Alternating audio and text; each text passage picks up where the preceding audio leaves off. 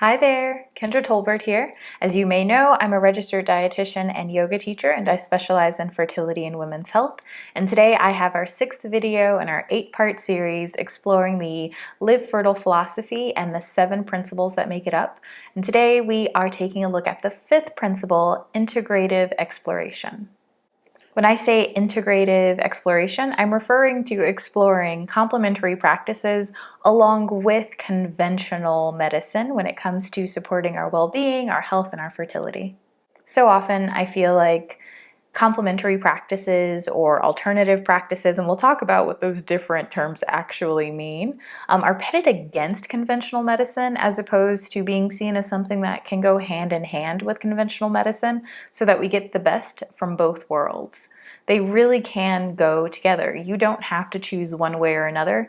They can marry quite nicely, and both can be used to help you achieve your goals.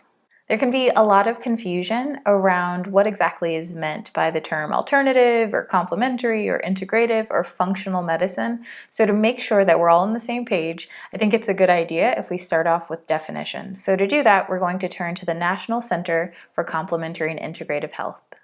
So according to the NIH, and I quote, if a non-mainstream practice is used together with conventional medicine, it's called complementary. If a non-mainstream practice is used in place of conventional medicine, it's considered alternative. The term functional medicine sometimes refers to a concept similar to integrative health, but it may also refer to an approach that more closely resembles naturopathy. Here's what they have to say about integrative health. Integrative healthcare often brings conventional and complementary approaches together in a coordinated way. It emphasizes a holistic, patient-focused approach to healthcare and wellness, often including mental, emotional, functional, spiritual, social, and community aspects, and treating the whole person rather than, for example, one organ system. It aims for well-coordinated care between different providers and institutions. I'm a huge proponent of integrative health. I think it's so important that we really do treat the whole person and not simply bits and pieces of the person. By exploring integrative practices, both conventional and non-conventional, or complementary, as we just learned, you really are able to support every aspect of your health, and you're able to do so in a way that gets to the root of your concerns so that you don't have to constantly go back to try to fix this symptom and that symptom because you've gotten to the source of the problem. There are so many different complementary practices for you to explore. So I'm going to list the top 10 most popular, and I'm also going to share my 5 favorites to explore and things that I will be exploring on this channel. And after, I would love it if you would comment down below and let me know which ones you've explored in the past, which ones you're most interested about in the future, and what you are doing right now. I'd love to know.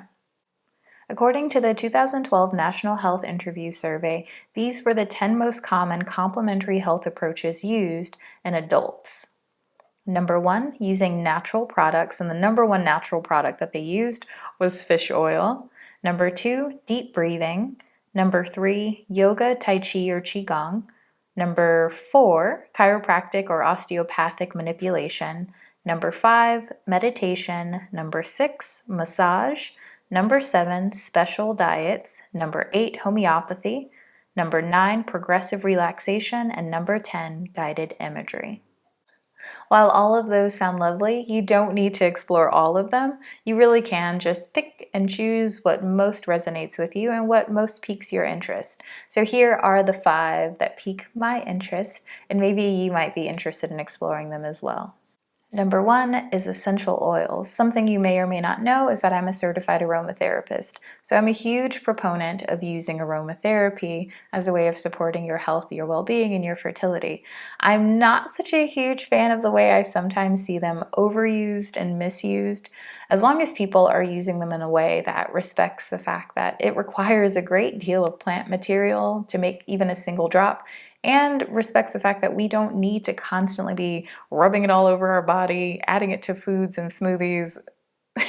Ooh, the conversations we could be having and should be having.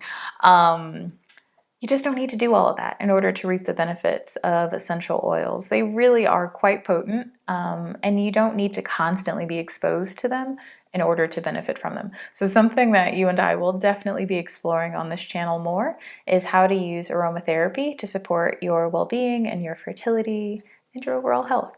So here's a super quick tip around how you might start to incorporate aromatherapy into your life in order to support your fertility and well-being, rather than using fragranced candles or air fresheners or anything like that. That can include or contain endocrine disruptors. You can use essential oils to make your home smell good because they're not going to have any sort of negative impact on your endocrine system the same way those artificial fragrances might. Number 2 is herbalism. I love herbs, and there's a really safe and simple way to start to use herbs without needing to go and buy a bunch of herbs you've never heard of. And it's simply by using herbs and spices in your kitchen. Culinary herbalism is incredibly important and incredibly powerful. It really can be as simple as drinking teas more often. And I mean like teas that you already probably have. Green teas and black teas and red bush tea, chamomile, all of those teas that you're already very familiar with. Having those more often is one way to support your body, give yourself some additional phytonutrients, and because tea making is often such a quiet and slow affair, it really can provide the benefits of mindfulness as well. So that's one of the ways that I like to explore herbalism, and also just adding lots of herbs and spices to foods because you're going to get anti-inflammatory properties and antioxidants by doing so. I will definitely share more about what I've learned along the way about herbalism and how to use it responsibly and safely as well on this channel, coming soon.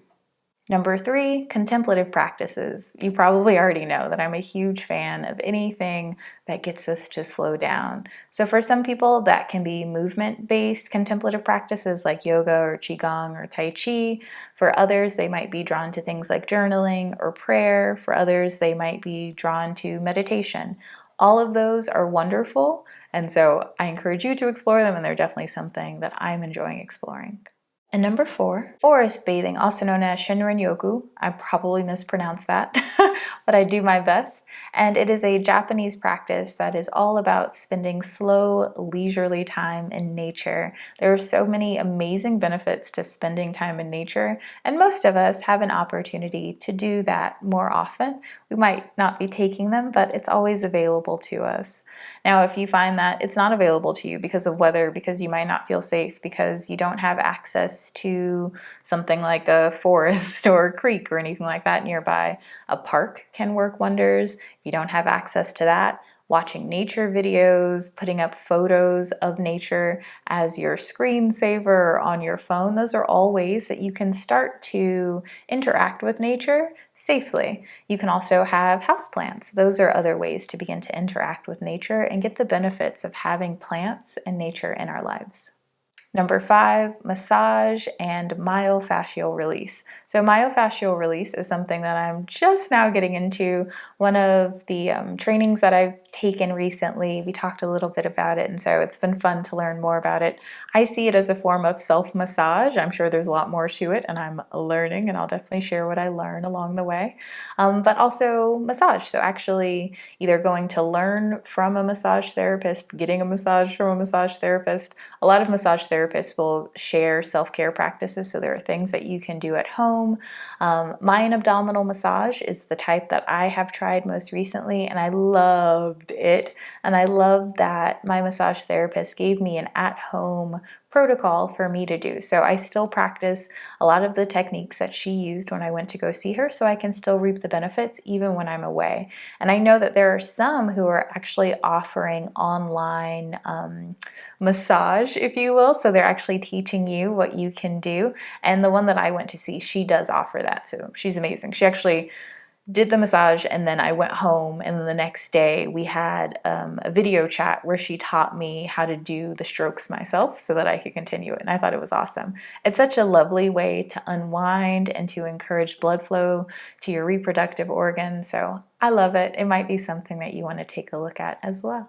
All right, so I hope that you enjoyed this kind of overview of integrative practices and you hopefully got inspired to try some new things yourself. So let me know in the comment section below what you plan to try, what you've already tried, and what you're doing now. All right, be well and bye for now.